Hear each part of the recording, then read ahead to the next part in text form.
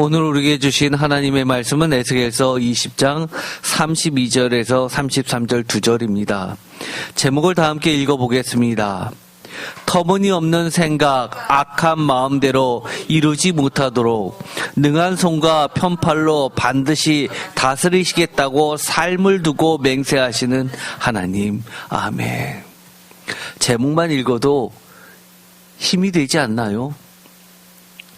저는 하나님이 정말 강권적으로 역사해 주셔서 이렇게 됐으면 좋겠습니다.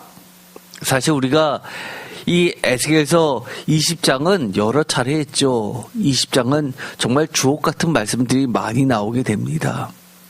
오늘의 말씀 에스겔서 20장 32절에 보면 너희가 스스로 이르기를 우리가 이방인 곧 여러 나라 족속같이 되어서 목석을 경배하리라 하거니와, 이 말은 누구의 말입니까? 우리들이 했던 말입니다. 하나님 말고 더 근사해 보이는, 그리고 우리에게 복을 준다고 하는, 풍요를 확보해 준다고 하는 그 모든 것을 쫓아가리라 라는 겁니다. 그런데 너희 마음에 품은 것을 결코 이루지 못하리라 라고 하나님이 말씀해 주십니다. 표준세 번역으로도 읽어보겠습니다. 다 같이 읽겠습니다. 너희가 스스로 이르기를 우리가 이방 사람 곧 여러 나라의 여러 백성처럼 나무와 돌을 섬기자 하지만 너희 마음에 품고 있는 생각대로는 절대로 되지 않을 것이다. 아멘.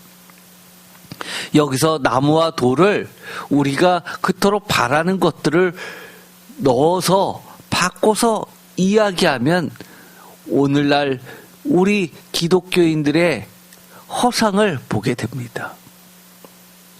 흔히 이야기하는 성공, 부, 명예, 이 모든 것이 해당한다 할 수 있겠죠.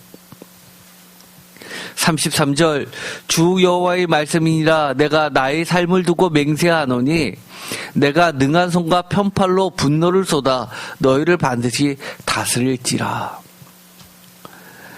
하나님께서 하나님의 삶을 두고 맹세한다, 이것처럼 강력한 표현이 어디 있습니까? 또한 능한 손과 편팔로라고 하는 것은 구약 전체에서 계속해서 나오는 하나님의 능력의 손을 이야기하십니다. 분노를 쏟아라는 이 표현은 심판을 이야기하죠. 그런데 이 분노를 쏟아라는 말을 빼고 나머지를 읽는다 치면 우리가 사실 평소에 그토록 바라는 겁니다. 하나님, 우리 삶을 역사해 주세요. 얼마나 좋습니까? 하나님의 뜻으로 우리를 지배해 주세요. 얼마나 좋습니까? 34절에 반복하십니다. 능한 손과 편팔로 분노를 쏟아 너희를 여러 나라에서 나오게 하며 너희 흩어진 여러 지방에서 모아내고, 여기서도 분노를 쏟아라고 하는 이 표현을 보면 분명히 나쁜 말인 것 같은데 그 뒤에 말이 아주 재밌습니다. 너희를 여러 나라에서 나오게 하며 너희의 흩어진 여러 지방에서 모아내고, 이것이 무엇입니까? 사실 분노를 쏟아라는 말을 가로로 놓고 나머지를 읽으면 이스라엘 사람들이 그토록 하나님께 간구했던 기도 제목입니다. 그렇죠? 출 바벨론을 얼마나 기다려왔습니까?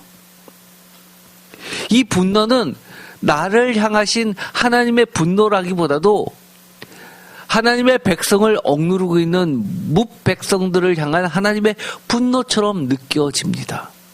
그런데 이 말씀을 분리하기보다는 그 뉘앙스의 차이점에 대해서 우리가 좀 살펴볼 필요가 있습니다.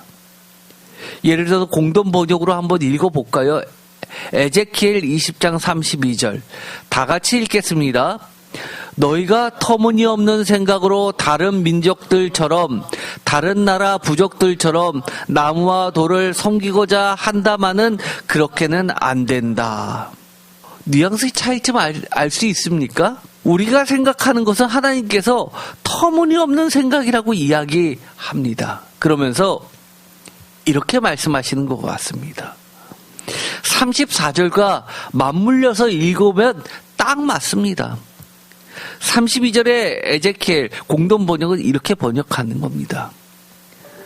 너희들이 그렇게 생각한다 하지만 아니야. 무슨 소리야. 에이, 그건 안 되지. 너희들은 내 백성인데 내가 너희들을 다시 모을 거야. 마치 암탉이 새끼들을 다시 품는 것 같은 그런 뉘앙스입니다. 개역개정에서는 마치 심판으로서 분노를 나타내면서 모두 다 소집해서 혼내려고 교무실로 끌고 가는 선생님처럼 그렇게 느껴질지 모르지만 공동번역은 그렇게 약간의 차이지만 하나님이 다시 자기의 새끼들을 불러 모으시는 암탉인 것처럼 표현하고 있다는 겁니다. 그럴 수밖에 없는 여러 가지 이유가 있습니다. 에스겔서 20장은 제가 서두에 이야기했듯이 여러 가지 귀한 이야기가 많이 담겨져 있는 장입니다. 특별히 에스겔서 20장 37절에 예수님과 관련된 예언의 말씀이 들어있었죠. 우리가 설교를 한 적이 있었습니다. 그 유명한 말씀이죠. 언약의 줄로 매시는 것. 그렇죠.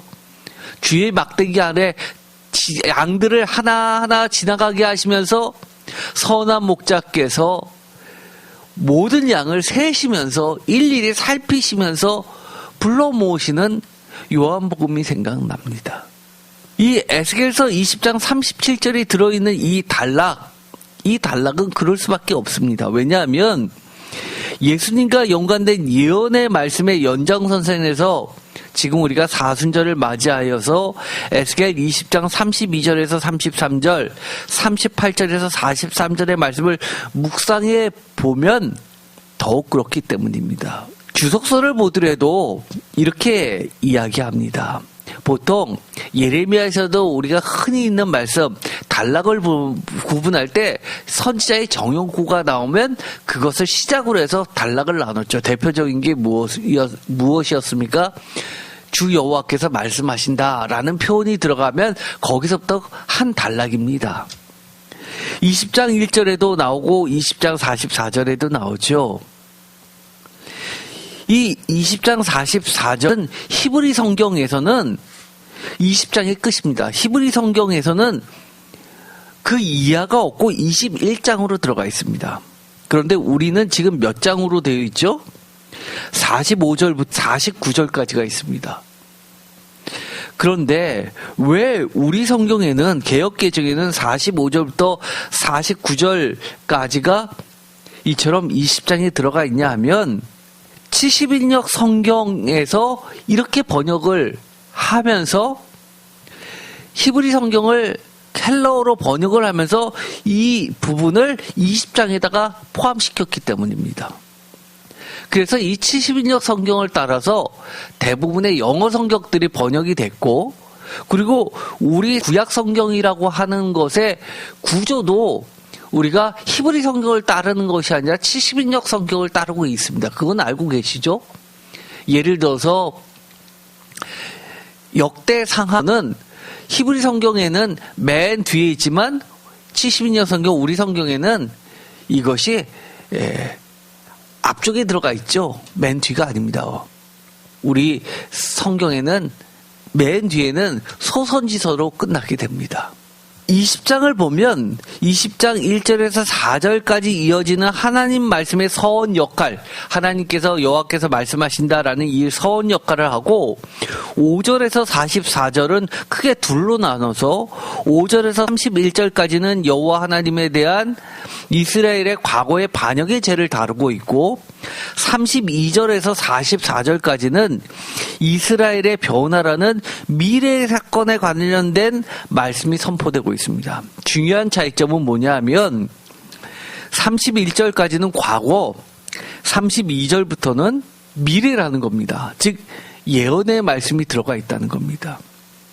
특별히 과거를 다루고 있는 5절에서 31절까지의 말씀은 시편 106편과의 유사성을 보여주고 있는데, 예를 들어서 애굽에서의 이스라엘 20장 5절에서 9절까지는 시편 106편 6절에서 12절과 같고, 두 번째 부분인 20장 10절에서 17절까지는 광야에서의 이스라엘은 시편 106편 13절에서 27절까지와 같고, 세 번째 소단락인 18절에서 26절은 출애굽 제2세대에 대해서 이야기를 하고 있는데, 이것은 시편 106편 28절에서 33절과 같고, 마지막 네 번째 소단락 27절에서 29절까지는 가나안에서의 이스라엘을 다루고 있고, 이것은 시편 106편 34절에서 39절과 같다는 겁니다. 이 모두 어휘도 비슷하고 내용도 비슷하게 구성되어 있습니다. 특별히 이스라엘에 반역할 때 마라라는 히브리 단어, 마라는 쓴물할 때 그 마라입니다. 원래 뜻은 반역하다죠. 이것이 20장 8절, 13절, 21절에도 나오고 시편 106편 7절, 33절, 43절에도 나옵니다. 또는 경로라고 카스라는 것도 에스겔서 20장 28절에 나오고 시편 106편 29절 32절에도 나오고, 하나님의 맹세할 때 나사 야디르라는 내 손을 들어 맹세한다라는 이 표현도 에스겔서 20장 5절 6절 15절 23절 28절 42절에 나오고 시편 106편 26절에도 나옵니다. 그리고 하나님 자신을 이름을 위하여 행동하시는 르만 슈미라는 이 단어도 내 이름을 위하여라고 에스겔서 20장 9절 14절 22절에 나오고 시편 106편 8절에도 나온다는 겁니다. 이처럼 마치 한 사람이 두 군데를 다 쓴 것처럼 그렇게 보일 정도입니다. 반면에 이 32절부터 44절까지는 뚜렷하게 예언의 말씀이라서 별도로 우리가 분리해서 볼 필요가 있습니다. 뭐에 대한 예언일까요? 예언이라는 것은 단순히 우리가 어떤 미래를 점치는 듯한 얘기로서는 안 됩니다. 예언의 말씀이라고 하는 것은 이렇게 이해하면 좋을 것 같습니다. 하나님의 뜻, 하나님의 목적, 하나님의 계획. 이것을 알면 어떻게 되죠? 우리가 하나님의 뜻과 계획과 목적대로 움직일 수 있는 겁니다. 그래서 예언이 중요한 거죠. 예언을 왜 합니까? 그 말씀을 듣고 하나님의 말씀을 순종해서 하나님의 말씀에 따르게 하기로는 목적이 큰 겁니다. 그래서 32절에서 44절까지는 이스라엘의 회복을 다루고 있는데, 이 미래의 시점을 이용해서 어떻게 이야기하고 있는지를 살펴보는 것이 매우 중요하다는 겁니다. 우리가 벌써 힌트를 하나 드렸죠. 어떻게 키워드를 정하면 될까요? 37 말씀을 이미 드렸습니다. 에스겔서 37절 어떻게 돼 있었나요? 37절 다 같이 읽어볼까요? 내가 너희를 막대기 아래로 지나가게 하며 언약의 줄로 매려니와, 뭐에 대한 이야기였습니까? 예수 그리스도에 대한 이야기였죠. 마찬가지로 이 32절부터 38절까지는 모두 다 예수 그리스도의 초점이 맞춰져 있는 하나님의 계획이 들어가 있다는 겁니다. 그 뒤에 45절부터 49절까지는 히브리 성경에는 21장에 포함되어 있죠. 그래서 우리가 공동 번역을 보면은요, 개역개정이나 표준세 번역은 49절까지 20장에 쭉 번역을 해놨고요. 그 옆에 대역 공동 번역으로 바꿔놓으면 45절부터는 45, 46 표시만 되어 있고 절 내용이 하나도 없습니다. 그 얘기는 이 부분이 없다는 얘기입니다. 공동 번역은 히브리 성경을 BHS를 기반으로 번역을 직접 했기 때문입니다. 그러면 이 45절은 어디에 들어가 있을까요? 이것은 에스겔서 21장 1절로 공동 번역은 번역을 해놨다는 것을 기억해둘 필요가 있습니다. 우리가 2023년 9월 25일 날 에스겔서 20장 37절, 34장 22절, 23절을 가지고 주의 막대기 아래로 지나가게 하여 그 숫자를 세며 언약의 줄로 매시는 선한 목자 하나님과 예수 그리스도라는 제목으로 말씀을 나눈 적이 있습니다. 다시 한번 보시기 바랍니다. 특별히 사순절 기간이기 때문에 예수 그리스도에 대한 십자가의 말씀을 묵상하는 것도 좋고, 이처럼 하나님이 오래전부터 계획하셨던 하나님의 분명한 뜻이 나와 있었던 예언의 말씀들을 살펴보는 것도 아주 좋습니다. 에스겔서 20장 39절은 하나님이 막으시는데 강압적으로 막으신다는 겁니다. 우리가 많이 쓰는 표현들이 있죠. 강권적으로 역사하신다. 그렇게 이해하시면 좋을 듯합니다. 하나님이 막으셔서 악한 생각, 공동 번역을 하면 터무니없는 생각대로 내버려 두시지 않고, 사생아처럼 버려두시지 않고 돌봐주시면서 하나님이 인도하시는데, 어떻게 인도해 주시느냐, 그 결과가 뭐냐 할 때 39절부터 새로운 단락의 시작, 주 여호와께서 말씀하신다라는 정욕구를 통해서 이렇게 말씀해 주시는 겁니다. 에스겔서 20장 38절, 너희 가운데서 반역하는 자와 내게 범죄한 자를 모두 제하여 버릴지라. 그들을 그 머물러 살던 땅에서는 나오게 하여도 이스라엘 땅에는 들어가지 못하게 하리니 너희가 나는 여호와인 줄을 알리라. 굉장히 무섭죠. 그런데 39절, 주 여호와께서 이같이 말씀하셨느니라. 새로운 정형구조, 새로운 단락을 나타냅니다. 하나님께서 어떤 계획을 갖고 계시냐 하면, 이스라엘 족속아 너희가 내 말을 듣지 아니하려거든 가서 각각 그 우상을 섬기라. 그렇게 하려거든 이후에 다시는 너희 예물과 너희 우상들로 내 거룩한 이름을 더럽히지 말지니라. 표준세 번역은 이렇게 번역합니다. 나 주 하나님 말한다. 너희 이스라엘 족속아 너희는 각자 너희 우상들을 섬길 테면 섬겨라. 너희는 지금은 내 말을 듣지 않으나, 다 같이 읽겠습니다. 이 다음에 다시는 너희의 온갖 예물과 우상 숭배로 나의 거룩한 이름을 더럽히지 않을 것이다. 아멘. 표준세 번역도 하반절에 가면 약간 뉘앙스가 바뀝니다. 그 전에는 마치 혼내는 것 같은데 그 뒤는 이렇게 이야기한다는 겁니다. 너희가 지금은 내 말을 듣지 않으나 이 다음에 다시는 너희의 온갖 예물과 우상 숭배로 나의 거룩한 이름을 더럽히지 않을 것이다. 새로운 이스라엘을 이야기해 주십니다. 이런 모습은 어떤 모습이에요? 너무너무 아름다운 모습이죠. 하나님이 원하시는 모습으로 바꿔주시겠다는 겁니다. 어떻게 해요? 다시는 나의 거룩한 이름을 더럽히지 않는 존재로 바꿔주신다는 겁니다. 40절, 주 여호와의 말씀이니라. 이스라엘 온 족속이 그 땅에 있어서, 다 같이 읽겠습니다. 내 거룩한 산 곧 이스라엘의 높은 산에서 다 나를 섬기리니 거기에서 내가 그들을 기쁘게 받을지라. 거기에서 너희 예물과 너희가 드리는 첫 열매와 너희의 모든 성물을 요구하리라. 아멘. 얼마나 우리가 원하는 겁니까? 우리가 하나님께 예배를 드리면 우리가 오늘도 시작할 때 하나님께서 기뻐 받으시는 예배되게 해달라고 기도하고 성령님께 간구했는데, 그때가 되면 하나님께서 기쁘게 받으신다는 겁니다. 그러면서 하나님께서는 우리에게 성물을 요구하신다고 이야기합니다. 예배드리라고 하시는 겁니다. 그러면서 41절, 내가 너희를 인도하여 여러 나라 가운데서 나오게 하고 너희가 흩어진 여러 민족 가운데서 모아낼 때에 내가 너희를 향기로 받고 내가 또 너희로 말미암아 내 거룩함을 여러 나라의 목전에서 나타낼 것이며. 아멘입니까? 정말 우리가 소원하고 바라는 거 아닙니까? 우리를 향기로 받아주시는 것. 너희로 말미암아, 우리들로 말미암아서 내 거룩함을 여러 나라의 목전에서 나타낼 것이다. 우리의 가정이, 우리의 회사가, 직장이, 우리의 사업장이 하나님의 거룩함을 나타내는 삶터가 되기를 우리가 얼마나 사모합니까? 하나님이 그렇게 해주신다는 겁니다. 누구를 통해서요? 예수 그리스도를 통해서요.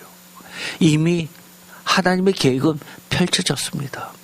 사순절, 어떻게 보면 많은 분들이 그렇게 생각합니다. 천주교에서 얘기하는 것처럼 무슨 고행을 해야 됩니까? 채찍으로 때리면서 그러면서 십자가를 질고 걸어가는 모습을 해야 됩니까? 아니요. 하나님의 뜻을 분명히 깨닫고 아는 것이 그 십자가의 길을 따라가는 겁니다. 하나님께서는 예수 그리스도를 통해서 하시고자 하셨던 계획, 뜻, 목적은 이거라는 겁니다. 온갖 죄악된 우리를 속박해왔던 죽음의 세력에서 다 우리를 불러주셔서 새로운 생명을 주시고 하나님의 거룩함을 여러 나라의 목전에서 드러내게 해주는 존재로 우리를 세우시기 위한 가장 좋은 길로서 예수 그리스도를 주셨다는 겁니다. 42절 내가 내 손을 들어 너희 조상들에게 주기로 맹세한 땅 곧 이스라엘 땅으로 너희를 인도하여 드릴 때는 너희는 내가 여호와인 줄 알고 우리의 가는 목적지 하나님 나라입니다. 우리가 들어갈 수 있을까요? 네, 들어갈 수 있습니다. 왜요?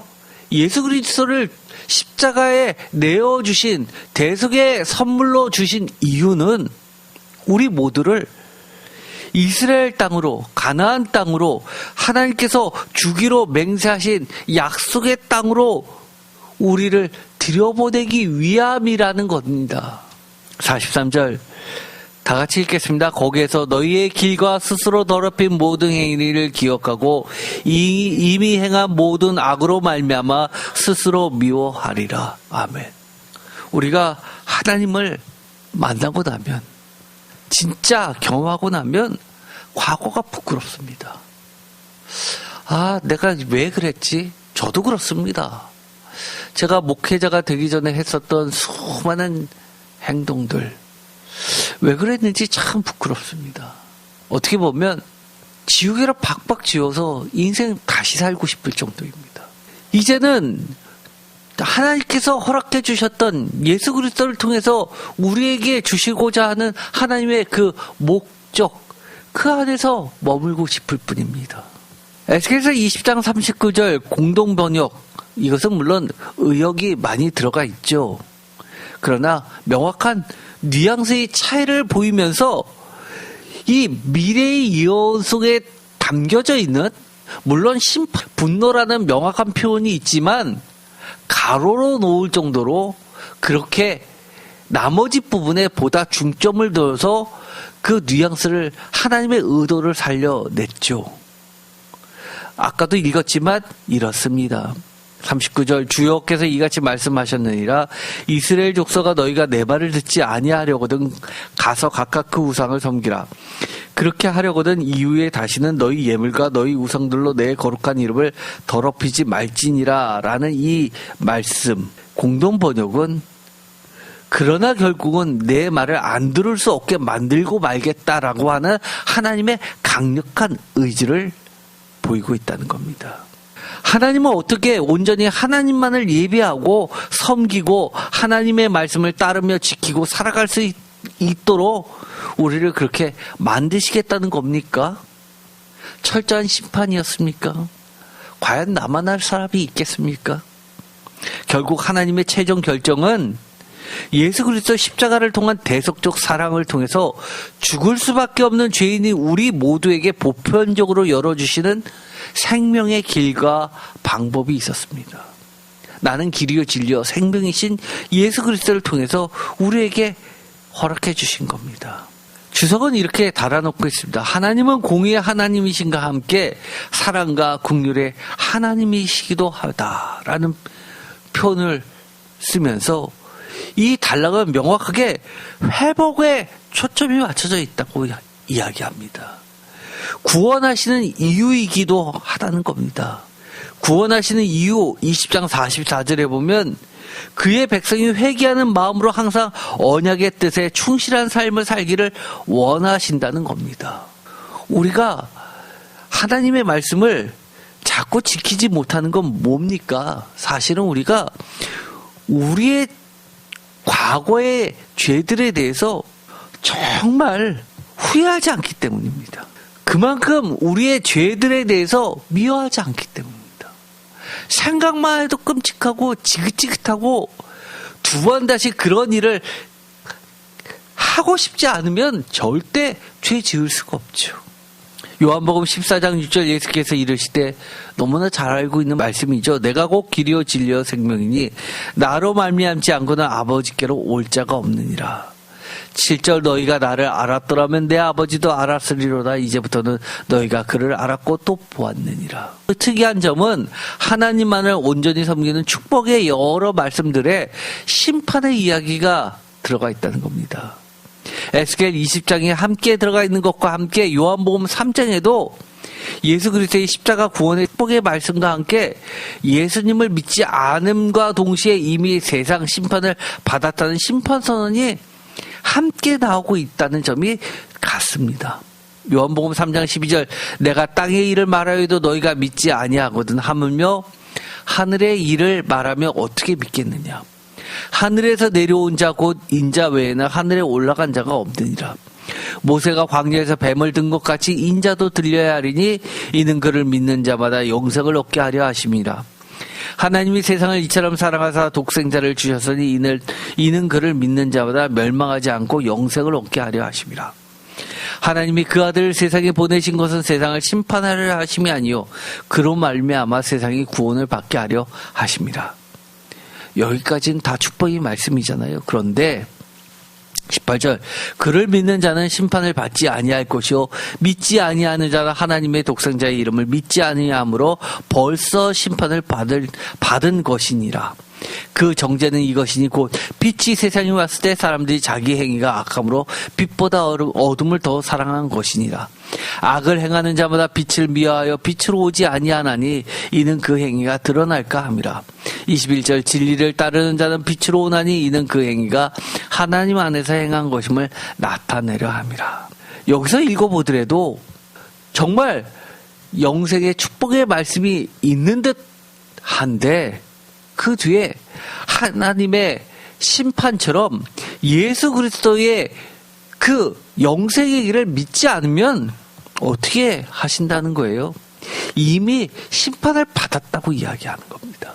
그래서 심판과 구원은 뗄래야 뗄 수 없는 관계, 동전의 양면과 같다고 말씀을 드리는 겁니다. 예수님을 믿게 된 것 그 자체가 기적이며 은혜입니다. 이것은 마치 내가 미처 깨닫지 못한 하나님의 계획된 최고의 선물, 그 귀한 무한가치인 보화를 우리 인생밭에 소유하게 되고 그것을 발견한 것과 마찬가지라는 겁니다. 사실 이 사순절 기간 예수 그리스도의 십자가의 그 은혜는 보화죠. 복음입니다. 마태복음 13장 44절 천국은 마치 밭에 감추인 보화와 같으니 사람이 이를 발견한 후 숨겨두고 기뻐하며 돌아가서 자기의 소유를 다 팔아 그 밭을 사느니라. 발견한 후 남은 가치가 뭡니까? 보화의 그 값어치, 보화의 값 없이 밭만 팔 것입니까? 아니면 우리가 계속 소유를 할 것입니까?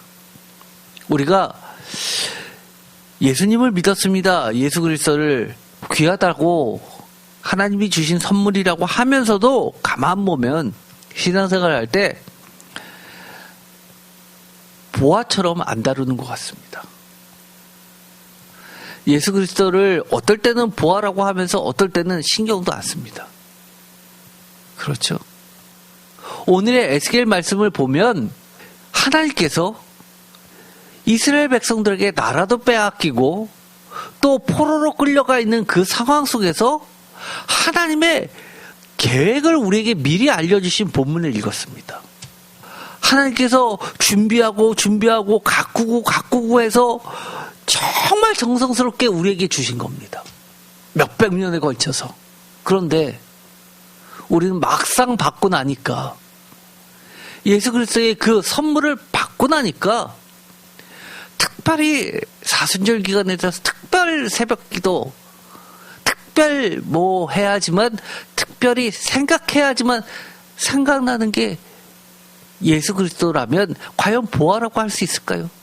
우리가 보화처럼 예수 그리스도의 그 복음, 선물, 소중히 여긴다는 걸 한번 생각해 봤으면 좋겠습니다. 첫 번째는 보화를 보화의 가치로 알아보는 게 중요합니다. 분명히 밭에 감추인 보화라고 했습니다. 그 가치를 알아본 자는 자기의 모든 소유를 다 팔아서 그 밭을 삽니다. 그런데 그 가치를 모르는 사람은 그 밭에다가 조금 더 이익을 남겨서 그 보화의 가치는, 값어치는 빼고 그 밭에 무게중심을 두고 팝니다. 도대체 복음, 예수 그리스도의 가치는 얼마나 될까요? 에스겔의 표현대로 하면 이겁니다. 하나님이 강권적으로 만들어주신 선물이요 은혜라는 겁니다. 어떻게 만들어주셨다고요? 우리가 악한 생각, 터무니없는 생각, 악한 마음으로 그렇게 우리는 계획하고 달려가더라도 하나님은 그렇게 못하도록 목숨 걸고 생명 걸고 막으시면서까지도 주신 선물이라는 겁니다. 마치 어떻게 해요? 우리의 자녀가 아무 생각 없이 뛰어갑니다. 찻길로 뛰어갑니다. 그런데 엄마가 몸을 던지면서까지도 막아냅니다. 다치면서까지도 막아냅니다. 생각대로 놔두지 않습니다. 악한 생각대로. 그 정도로 하나님의 가치입니다. 이것은 내가 만들 수도 내가 갖고자 노력한다고 가질 수 있는 게 아니라는 겁니다. 어떤 가치요? 이 예수 그리스도의 가치는 하나님의 가치입니다. 하나님이 강권적으로 저희의 생각과는 관계없이 하나님이 강권적으로 만들어주신 가치입니다. 그런데 이렇게 이야기하면 그러시는 분 계세요. 우리의 노력으로 할 수 있는 게 아니라고 하는데 왜 자꾸 목사님은 노력하라고 애쓰라고 하십니까? 노력하라는 게 없는 예수 그리스도를 만들라고 하는 겁니까? 어떻게 만들어요? 하나님의 선물을 잃어버리지 말도록 지키는 노력은 예수 그리스도의 그 가치와 비례하기 때문에 지키는 노력은 해야죠. 잃어버리지 않는 노력은 해야죠. 그 선물조차도 귀하게 여기지 않고 하나님한테 우리가 이러는 거나 마찬가지입니다. 그때 강권적으로 예수 그리스도를 주신 것처럼 하나님이 그러셨잖아요. 너희들의 터무니없는 생각대로 놔두지 않은 것처럼 우리의 별로 예수님 소중히 여기지 않는 그런 생각도 강권적으로 바꿔주셔서 예수님을 정말 귀하게 여기게 만들어주시면 될 거 아니에요. 얼마나 악합니까? 교만합니까?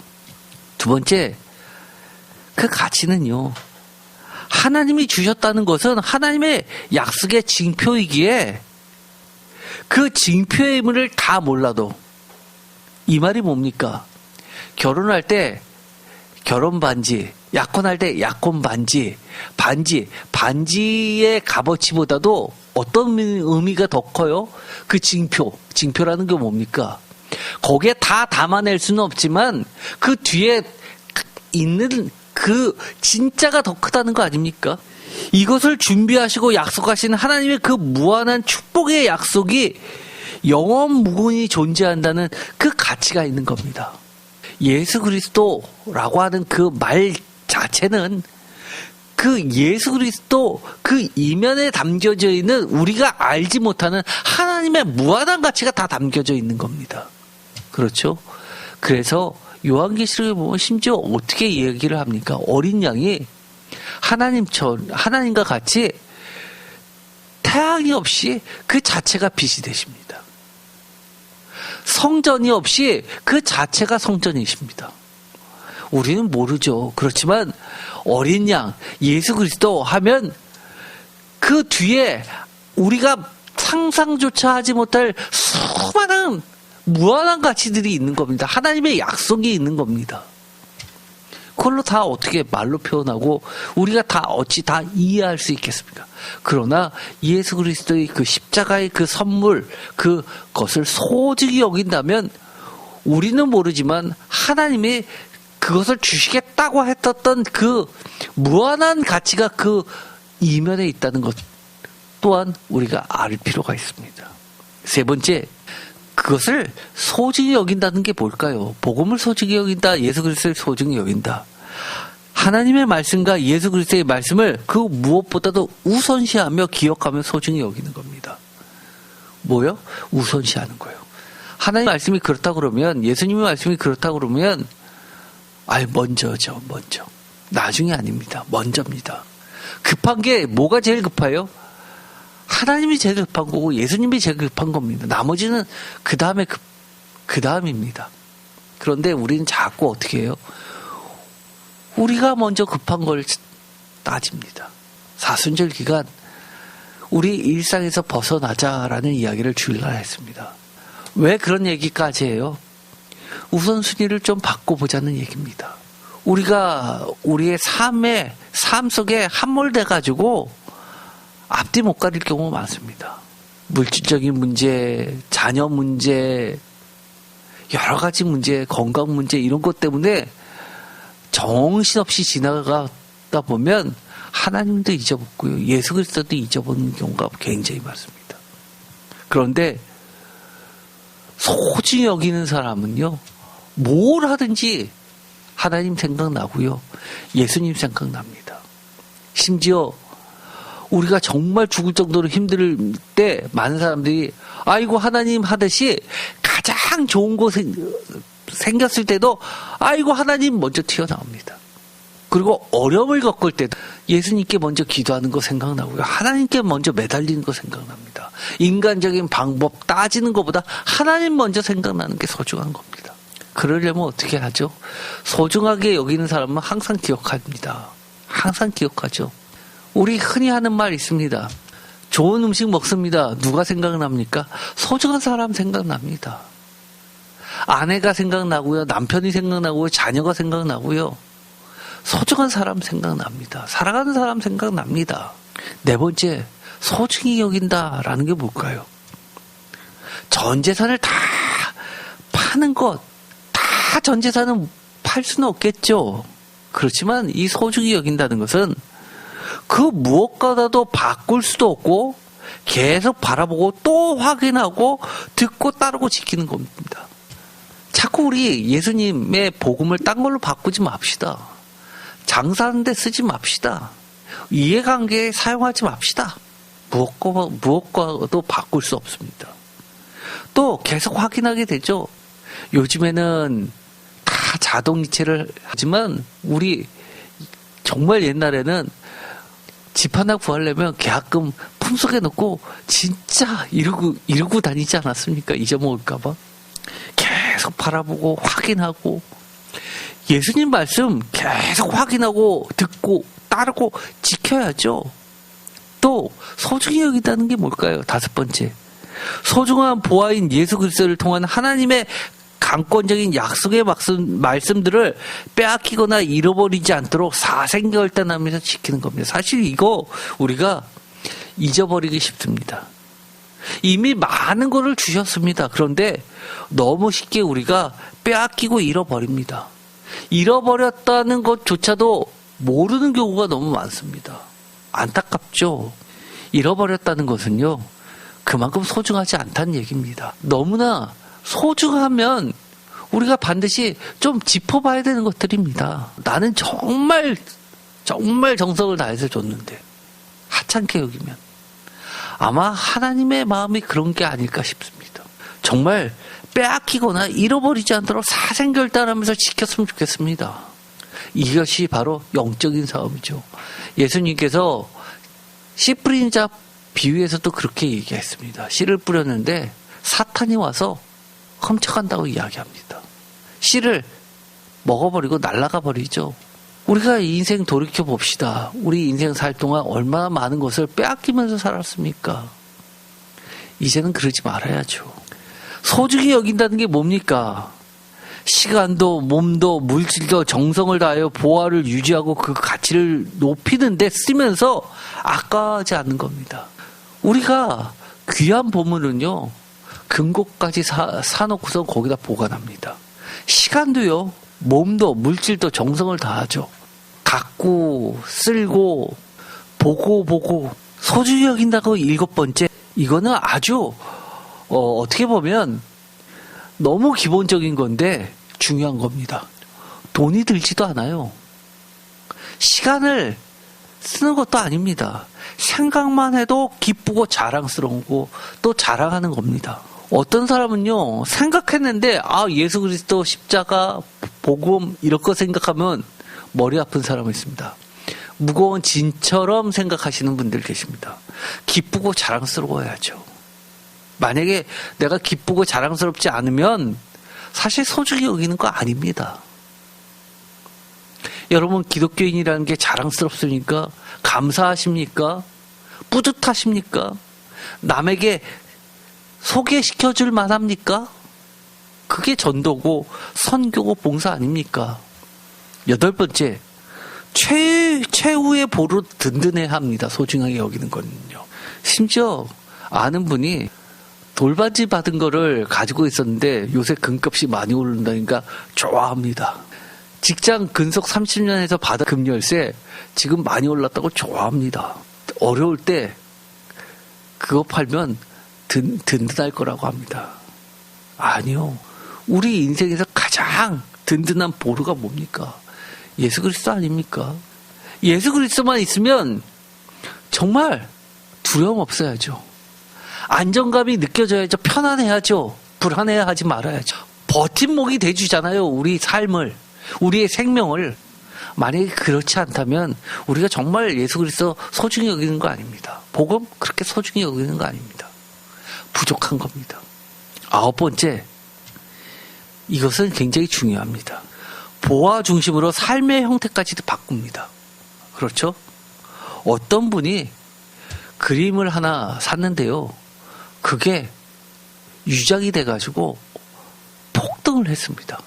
그랬더니만 진공으로 된 그림 보관하는 유리로 된 함을 만들었다고 합니다. 제작해서 거기다 보관한다고 합니다. 정말 가치가 있으면 바꿉니다. 나도 바뀌고요. 그리고 우리 얼마나 소중하면 우리의 삶을 바꾸는 대표적인 게 뭡니까? 예를 들어서 이런 거죠. 자녀가 학교를 들어갔습니다. 그러면 집에만 있던 우리 갓난아기가 성장해서 학교를 가는 순간 모든 게 바뀝니다. 그렇죠? 그거에 맞춰서 엄마도 바빠지고요. 아빠도 거들어야 되고요. 할아버지 할머니 다 동원하고요. 학원도 보내야 되고요. 바빠집니다. 예수 그리스도의 그 가치를 알면요. 복음의 가치를 알면은요. 우리의 삶의 형태가 반드시 바뀔 수밖에 없습니다. 내 삶의 형태가 조금도 바뀌지 않으면서 듣기만 하고 예수 그리스도 그래 십자가 그래 나중에 천국 가는 거 이러면요. 소중히 여기는 거 아닙니다. 우리가 우리 자신을 돌아보면서 내가 작년보다는 올해 주님 때문에 이렇게 내 삶이 이렇게 바뀌었다라고 하는 부분이 있으면요. 그만큼 여러분의 신앙이 성숙된 겁니다. 감사할 일이죠. 앞으로 얼마나 바뀔까요? 많이 바뀔 것 같습니다. 왜요? 하나님의 사랑을 알면 알수록 하나님의 강권하심이 우리를 역사하신다고 합니다. 하나님이 우리의 악한 생각대로 그냥 내버려 두지 않는다고 하나님이 삶을 두고 맹세까지 하셨습니다. 공동번역, 저는 이 번역이 너무 좋습니다. 에제키엘 20장 32절을 공동번역으로 다 함께 읽어봤으면 좋겠습니다.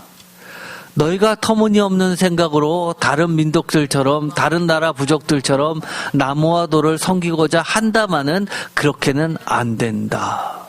아멘. 어떻게 해요? 하나님이 작정하셨어요. 어떻게 해요? 그렇게는 안 된다. 터무니없는 생각 안 된다. 그게 뭡니까?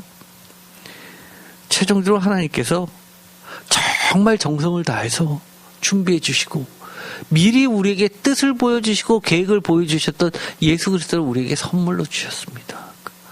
소중하십니까? 소중하죠. 그러면 어떻게 돼야 될까요?